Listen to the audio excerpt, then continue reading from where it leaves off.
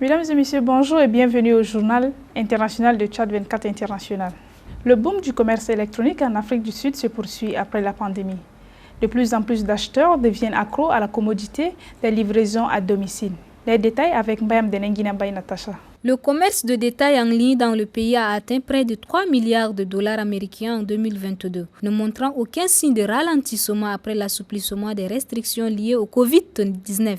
De plus en plus des détaillants sud-africains sautent dans le train de commerce électronique, offrant aux clients plus de choix. Surnommé l'Amazon de l'Afrique, Jumia, une plateforme de commerce électronique panafricaine de premier plan actif dans 11 pays du continent, affirme que le passage à une présence en ligne est désormais une priorité dans les grandes entreprises et les micro, petites et moyennes entreprises. La pandémie de Covid-19 a porté un coup aux détaillants sud-africains, forçant nombre d'entre eux à fermer leurs portes. Le commerce électronique leur donne une chance de se remettre sur pied et à remodeler le paysage de la vente au détail, rendant presque tout disponible en ligne et en un clic.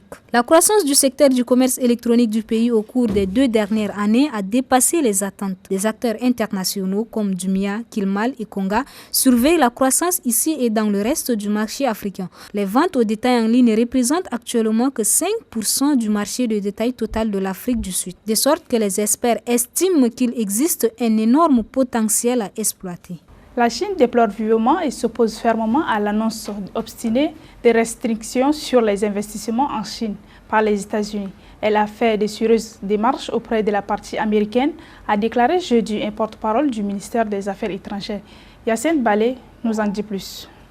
Tôt le matin de jeudi, le président américain Joe Biden a signé le décret exécutif sur la mise en place d'un mécanisme de filtrage des investissements sortants et la restriction des investissements des entités américaines dans les secteurs des semi-conducteurs et de la microélectronique, des technologies de l'information quantique et de l'intelligence artificielle en Chine. En réponse, le porte-parole du ministère chinois des Affaires étrangères a déclaré restreindre les investissements des entreprises américaines en Chine avec la sécurité nationale comme front est un acte clair d'extension du concept de sécurité et de politisation de l'engagement commercial.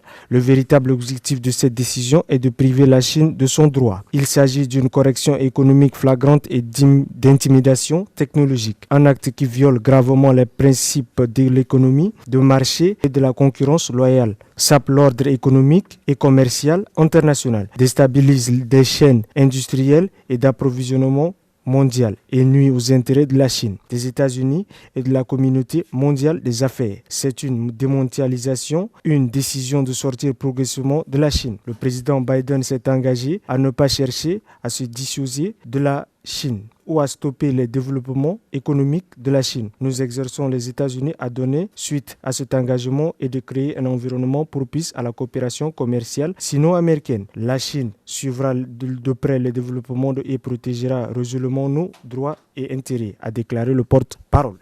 La dette des cartes de crédit des consommateurs aux États-Unis a atteint un niveau record de 1,3 billion de dollars américains. Cela marque une augmentation de 4,6% par rapport au trimestre précédent, selon des données publiées mardi par la Federal Reserve Bank de New York. Dopo, bienvenue pour le reportage.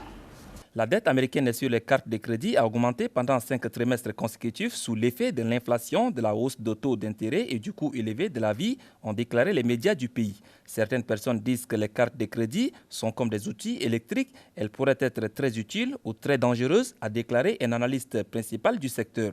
Selon creditcard.com, de nombreux titulaires de cartes doivent maintenant s'endetter plus longtemps, le taux d'intérêt moyen sur une nouvelle carte de crédit atteignant un nouveau record de près de 21%.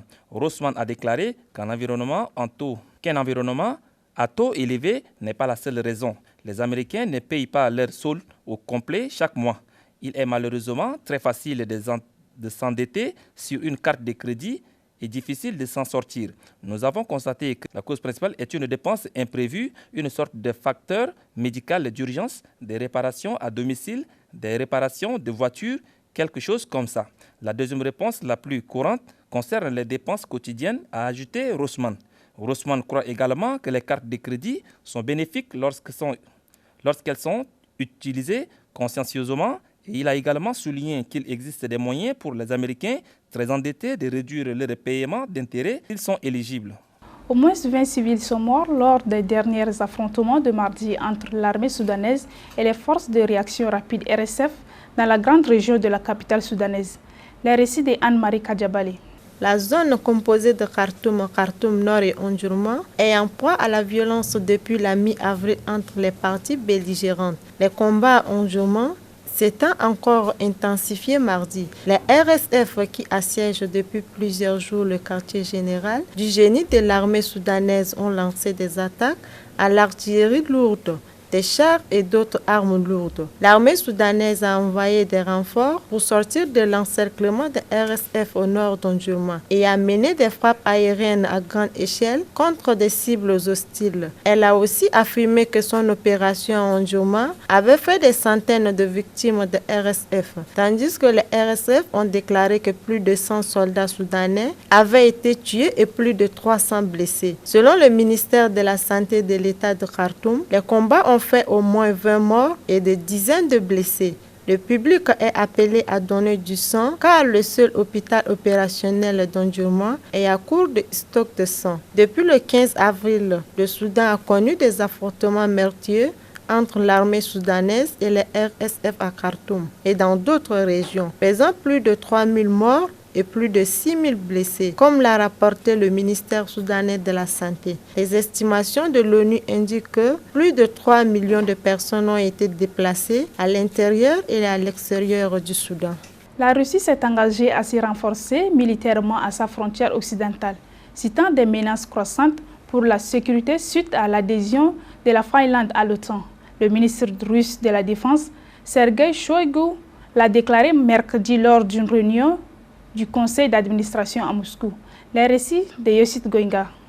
Il a indiqué que le pays avait besoin urgent de mesures de contre-attaque opportunes et adéquates contre les menaces à la sécurité militaire. Les questions relatives à la création des districts militaires de Leningrad et de Moscou et au renforcement militaire des forces armées de la Fédération de Russie à la frontière occidentale ont également été abordées par le ministre russe de la Défense Sergei Shoigu lors de la réunion, selon les informations publiées sur le site internet du ministère. Shoigu a déclaré que les menaces militaires se sont multipliées dans la direction stratégique de l'ouest et du nord-ouest de la Russie, considérant l'adhésion de la Finlande à l'OTAN et l'éventuelle adhésion de la Suède à l'OTAN comme un facteur déstabilisant sérieux. Il a souligné la probabilité d'un déploiement de troupes et d'armes d'attaque de l'OTAN sur le territoire finlandais, qui est capable de frapper les installations critiques dans le nord-ouest de la Russie à une profondeur considérable. Il a noté que les États-Unis avaient commis un crime de guerre en fournissant des armes à sous-munitions à l'Ukraine, soulignant que les États-Unis aggravaient encore le conflit en cherchant les livraisons d'armes de plus en plus longues et meurtrières à leurs alliés. Mesdames et messieurs, c'est tout pour aujourd'hui. Merci de nous avoir suivis. Bonne suite de programme sur Tchad 24 International.